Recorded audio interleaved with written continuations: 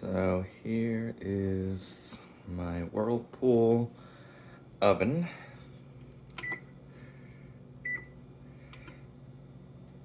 It will just stay on 100 like that. It does not get warm. The element part is intact, it's not broken anywhere.